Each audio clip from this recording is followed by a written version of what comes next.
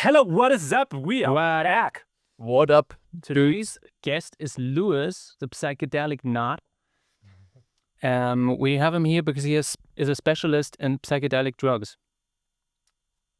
So, Louis, tell us about your experience. So at first, I'm not just a specialist at psychedelic drugs, but also in speaking English, just for you to know. That's Okay. ironic. So it's Didn't notice this before, but You sound really professional. Sound like a really good English speaker. I'm Irony. thankful. Thank you, man. Let's talk about drugs today and how music is created with drugs. Yeah. Okay, so Louis, you know all about drugs. You told me about that one experience of your teacher who took you to the side and gave you LSD, and then he was fired for it. well, that was definitely not a story of mine, but I can freestyle this one. I have never told about a teacher who gave me drugs. Well, you just can't remember, but it was really. Yeah, I can't You remember. told me that. I was too hard on drugs for Maybe you were drunk or something. One day you told me that. But it's not. You don't have to be humiliated. It's okay to have sex with your teacher. Yeah. Yeah, so my teacher gave me drugs, had sex with me, and after it, I denied everything of it. And he was proud. Well, it's cool if it was a she teacher.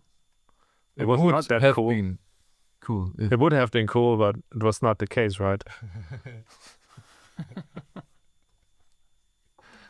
Well,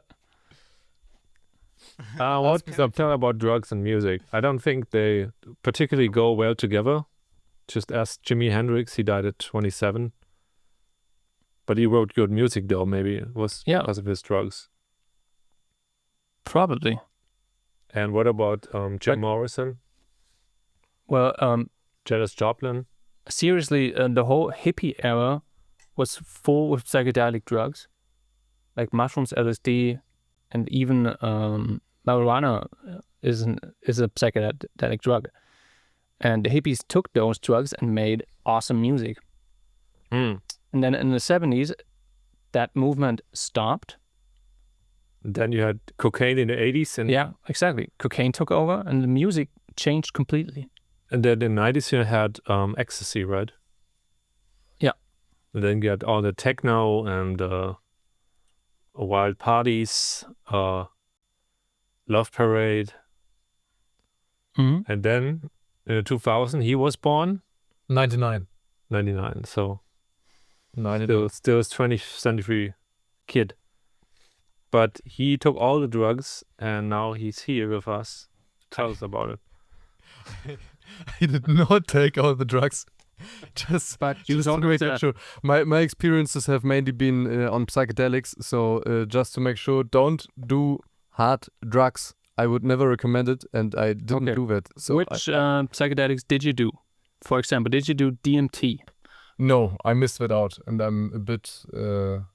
It's no problem. You can still do it. Can Yeah. still do it on camera. We could do it on camera in the next episode. Okay. Okay, what about mushrooms? So yes, I Write in the comments if you want Louis to be taking DMT live. live. Okay, but tell us about your experience with the mushrooms.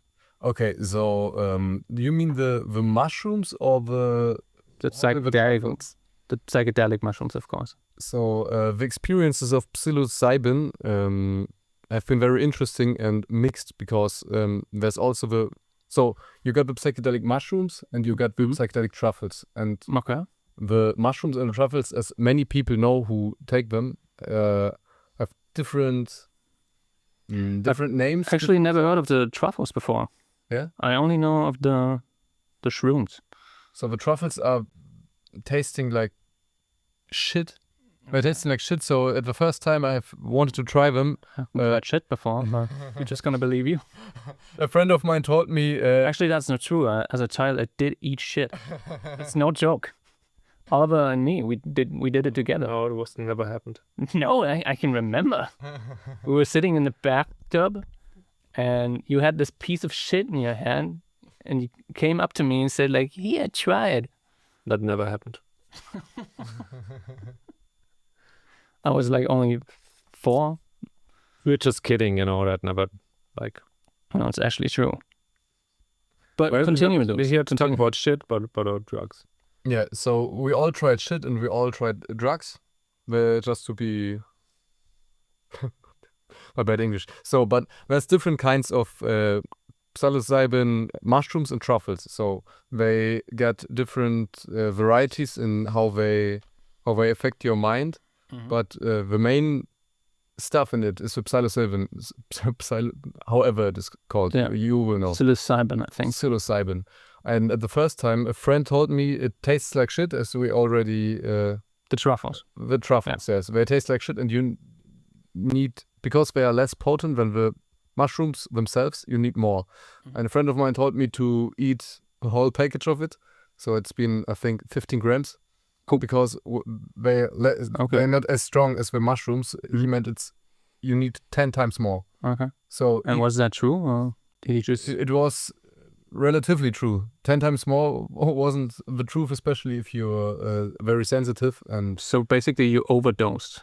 basically, he told me eat it with chocolate, which made it still worse. Okay. Was it supposed to make it stronger, more intense, or the chocolate? It just meant to you Make it more tasty. make it more tasty, but you get it down your Okay. stomach, and Yeah. I had to vomit. Oh, okay. You gotta So- speak into the mic. Okay, I got to speak more to the mic. I'm sorry. Yeah, I had to vomit, and that's And that was all. I had no experience. end of my experience of psychedelics. I had to vomit.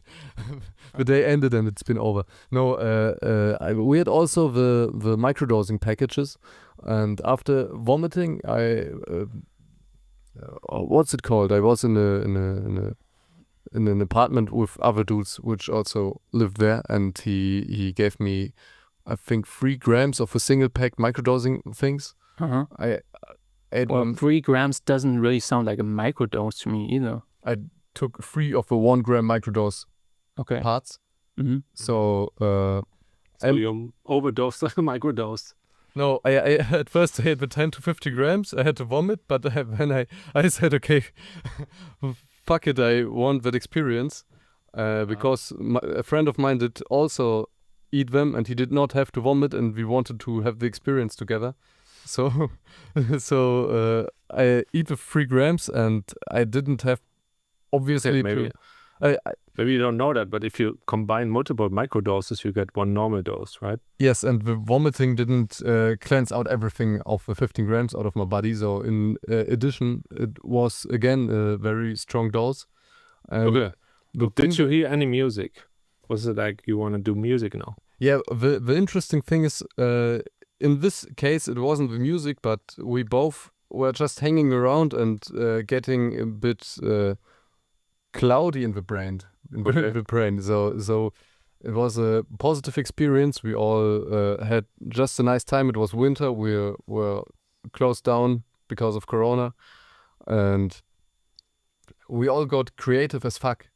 Before it, I was just chilling, and Okay. then I had to leave the group, stand up, run into my chamber, and start to draw what my inner vision told me. It was like this, something like this. It was it was exactly this picture. Well, this is by the way, our album. You can buy it on our web shop. It's free, but it's not free. And also Fire and Ice. And bullshit. Just in case you want to know. Link down in the description. So continue, my friend. Yeah, so it's very hard for me to explain it in better words, but it was like I had a vision of myself as everything you perceive is just, so I had a picture in my mind of an eye which sees the reality and sees it just as like it's all fake. Like it's on your display. It's like your eye is the display. It's and like the Matrix. the Matrix, yeah. It was Yeah. a Matrix feeling, but in a positive way. So you took the red pill, right? Yeah.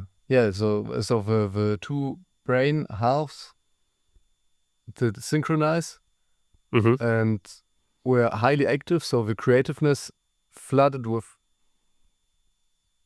I don't know, with the rational mind.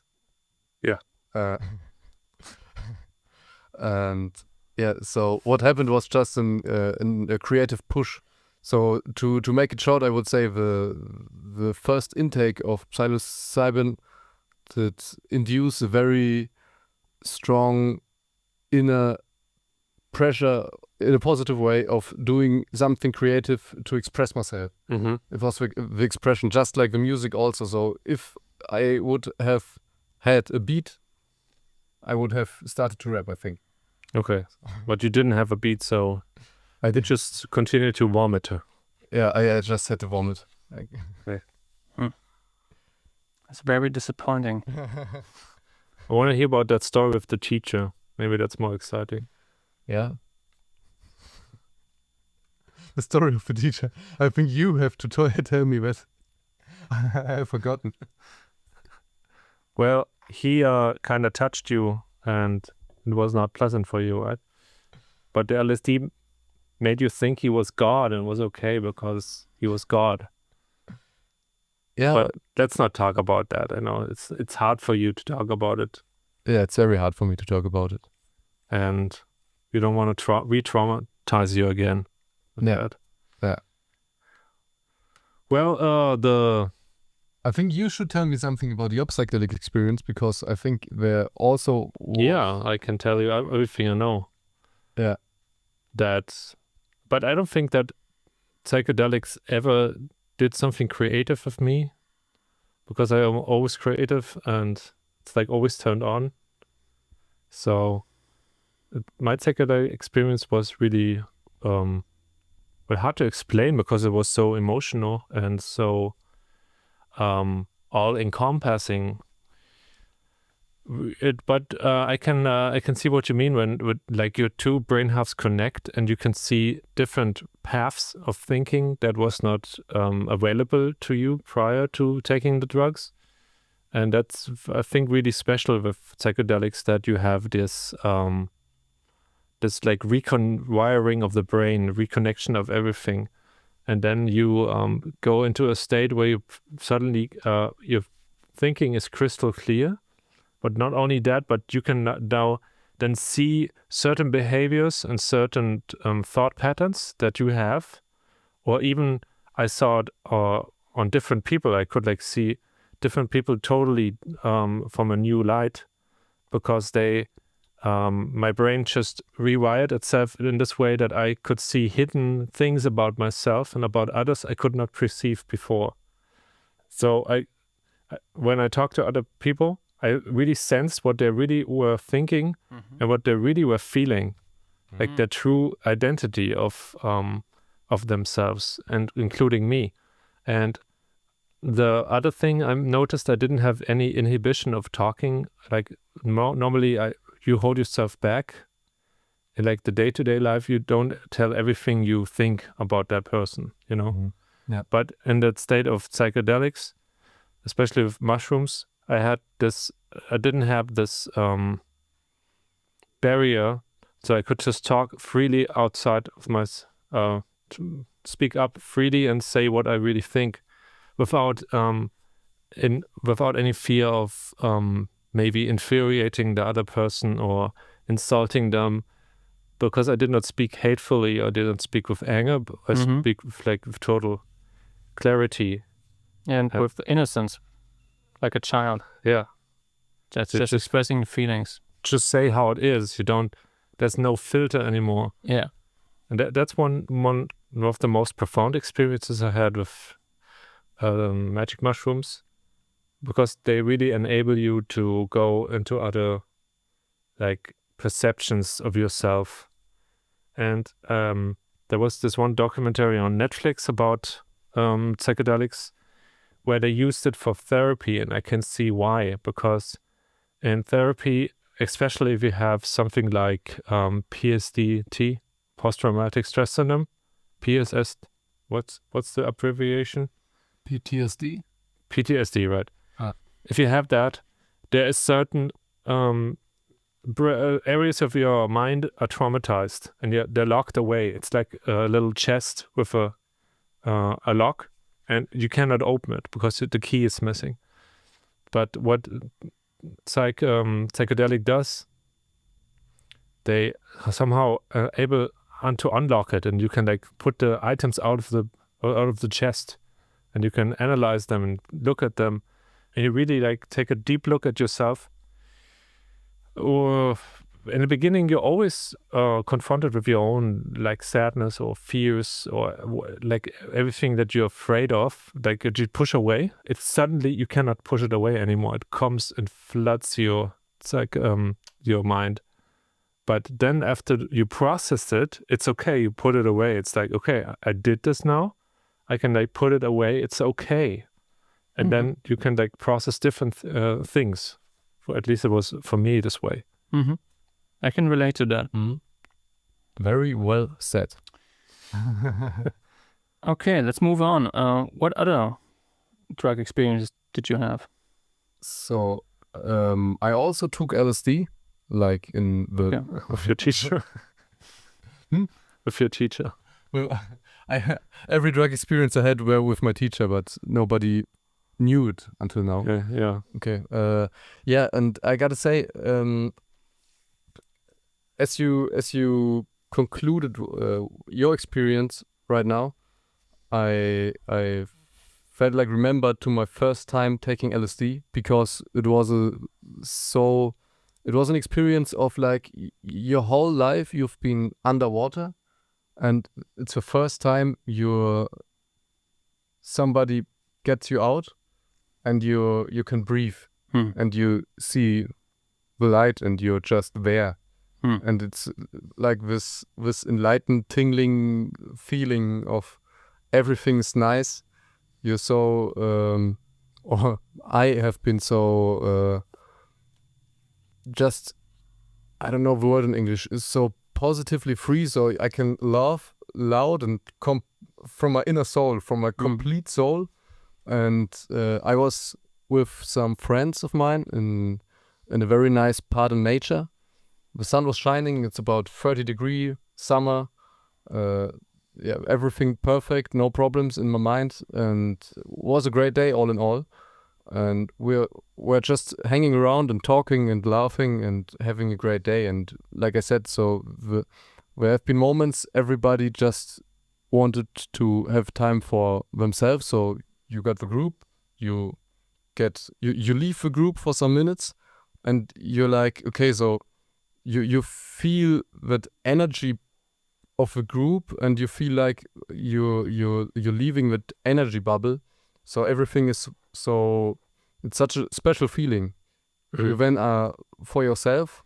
I was barefoot in the grass, and so the whole day was just like you just, every second is perfect, and you just can see the sun coming down, just like it was from 2 p.m. until the evening. And so all in all, I could just say it's like breathing and being free, and it's like the state of my big question in this time was, is this real or is this fake? Because if this is not real, I would be really disappointed. And my conclusion was that this state is the state that the monks and all the... And like an enlightened state. Yeah, this enlightened state, that this is the state of mind people want to go to or want to reach. So the most positive conclusion was like, that's the aim for my life. So I'm here, and this is the aim, and I know exactly. But then you were frustrated when it stopped? Yeah, definitely. In the moment, like you're frustrated every day. Yeah, because that's the big drama with that, I think. That's why many people are saying drugs are bad, because you're in such a perfect state of mind. So there's the big danger that you... I don't think that psychedelics are in any way addictive. Yeah, but because I didn't have any desire to repeat it me neither. for quite a while. Yeah. But what you said about like just being in this state, in this flow state, I can also confirm this, that when I was under the influence of psilocybin, psilocybin, that the food just tasted great. Like everything was just you accept everything the way it is, and you feel this tremendous joy in everything. Like when I bite in an apple, that it was such a great taste. And I just started to wonder, why don't we feel this in a day-to-day life? Why is it that we have this dimmed down version of everything? Like, why do we live in such a, like somebody turned down the light, you know, in this like kind of twilight zone? And I wonder why that is, and why we constantly are in the survival mode. But there's some in between. Like, for example, I did a fasting weekend where I just fasted for 3 days. And when you fast, you start thinking about food. Whenever you see an apple, you're like, oh man, that apple looks so good. It looks so tasty. And you begin to have an appreciation for that food that you did not have prior to when you began that fast. And then when I finally started eating again,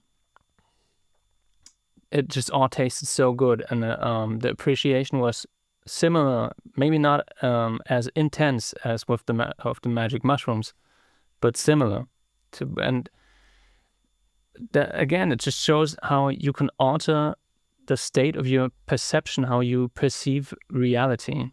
It's like when you get really good news, like, for instance, you won in the lottery or something really positive happened in your life, then everything you do on that day is like infused with that positive emotion. And so the food tastes better, you laugh more, you like joke around with people more, you know what I mean? It's like, but nothing actually really changed in your life, just your perception of life changed. You know what I mean? Because the good news, the effect is maybe not immediate, but maybe somebody tells you in 2 weeks you got this really big thing going for you. Like you're going on a concert and playing, like you have this gig on this really huge concert, and then but in the now nothing has changed. Like for the next 2 weeks nothing will change in your life. But in this, when you get in positive news, you feel such a jolt of energy that it is really your decision to feel that, you know? Yeah, so it's like your filter has switched. And in this case, passively. So there's nothing doing it to you, you're doing it just to yourself. That's my point. Yeah, basically my experience is pretty much the same. Like, I guess everybody has an individual experience when taking psychedelics, but as Oliver, I can relate to a lot of stuff that he said. I can remember that when I took... The candles are in your face. Like perceiving the energy of how people are. Like I can remember one girl that that was living with us in an apartment, and I went down into the garden, and like the garden hose, it turned into a snake, and everything just was like a kaleidoscope. And then I went back up from the garden into the house, and I encountered people. And that one girl, she was for me, she looked like a cactus. She had spikes everywhere that came out of her, and that was kind of like how her character also was. Like she was a really aggressive kind of person that was always like in defense, and her kind of defense was like being hard to touch. And like for me at that moment, it was really hard for me to even be in her just to be close to her and talk to her. Was really interesting. But as you, I think I took a little bit too much because it got more and more intense. I also had vomit, and it reached a point where I could not move anymore. And my trip turned into a horror trip, I think you could say. Okay. Because I remember I lied down on the bed, and at that moment I was like, I completely left my body. So my consciousness was not in my body anymore, and I didn't have any control anymore. And then I had this big fear that I'm never gonna come back into my body. That I'm just like captured in the world of the psychedelic or of the mushroom. Mm-hmm. And it seemed for me that I was captured there in this kind of zone for an eternity, like for hours and hours and hours. And I could see my whole life passing by. And then like family and friends would have to take care of my body. They would have to wash me and feed me because I was just like not there anymore. I was just like a vegetable that never came back from the trip. Yeah. Like that was such a big fear that that when I finally did come back, I just had this enormous gratefulness for life. Like, Because you were still alive, and yeah, it was it was like a near-death experience, maybe. right, yeah. It was basically like a near-death experience. Simulated, Yeah. maybe. And in the end, it had a pretty positive effect, but it was very intense, and I did not touch psychedelics since then. So that was my story. Very intense. I can add. Well, you want And by the way, the album that came out after that experience was this one right here. That's why the artwork is so. And the artwork is very psychedelic, and the songs are pretty much somewhat right? psychedelic. Like the first one is "I'm free," sitting on a mountaintop, And, I'm touching myself. Yeah, right. And I just want to say, like, because you said that it did not have a big influence on your creativity, I dare to, how do you say? I dare to Challenge that. not challenge it. I think it did have a big influence on I mean, a songwriter. subconsciously, maybe. Definitely. Just, I Like, mean, just so look at show that the album. artwork, Just listen yeah. to that music. And now we haven't taken drugs for 15 years, and this is what came out. Should we take more drugs then? Yeah. You see what happens if you don't do drugs, kid. This is like the album, the latest album. It's Bullshit. It's called Bullshit, but I think it's really a good title. Yeah. Still. It's still really good music. And some people criticize it because it's called Bullshit, but there's actually a message behind this. It's just like, we didn't do this for fun. No, it wasn't no fun. Bullshit is because everything in the media they're telling you is bullshit. It's still true to this day. Actually, this album actually will never go out of relevance because I think the media will still lie to us in 30 years or so. But this one here, like you can see the artwork is really psychedelic and really colorful. And the layout designer here did a really great job because he mirrored the design. By the way, you can get this in our shop and also the vinyl version. Link down in the description. He mirrored this, and it's like this mirror dimension you go into because somehow taking mushroom... Wasn't mushrooms is that Andy, a former bass player, who did the design? I think it was either Andy or somebody from Cargo. Because Andy also took mushrooms, but I think I remember he started eating toilet paper, right? No, that was me. Oh, that was he.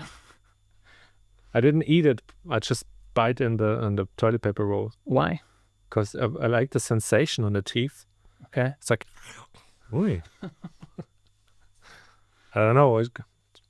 Like after that really initial phase of fear and sadness, the rest of the trip was just laughter. Everything seemed funny to me. I had that phase after I came back from the horror part. Yeah. So and Magic Mushrooms, you have the fear thing, and then you have the laughter. At least it was for me. This album here, this Fire and Ice, this was released 2018. And there's some psychedelic elements. So. You know what? Where's the album Blue Eyes? What is there? Let me go get that. Because here's something really interesting. So we took Magic Mushrooms, and then we released this album. And then 2 years later, this one came out. Still pretty psychedelic. But the year to that, we took all the Magic Mushrooms. Yeah. 2016. I can't even remember that. Max and Morris. And now I think I was not participating in that. Yeah, that should be, yeah. And then Fire and Ice came out. It's a little less psychedelic, but still some psychedelic element left. But you can see how it's kind of fading off. And then came Change the World. This one right here. There's It was released even less 2022. psychedelic. And then came Bullshit. Yeah. So, but we're now going back to the roots of the new album we're working on currently. That's why it's good to have a knife. So my question would be, who did the artwork? So because the Well, impact of a psychedelic should be the. This is all Debbie here. Everything okay. here, Debbie drew, our singer. She also did this one and all the artworks in the booklet. And then we have the Change the World, which was actually from Benjamin Urban, which is a really good graphic designer. I highly recommend him. And yeah, this was released 2022, just after, like right in the Corona pandemic, like the late stage of the But Corona. I think we should clarify one thing. Wolf Spirit is not a drug band. Like, No, we don't want to. just a little bit.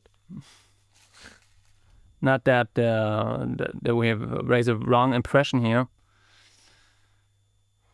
We actually don't take any drugs. Yeah, right. I mean, And don't even drink alcohol. yeah, me neither. Me neither. And I'm not even in a band.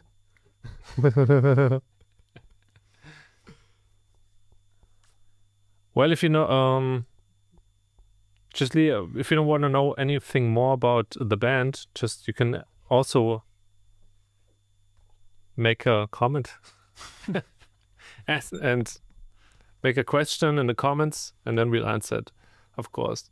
And if you want to know more about psychedelics and get some good advices, you can get it here. Yeah, of course. If you want to continue the experience, I don't know how much time you got still left, but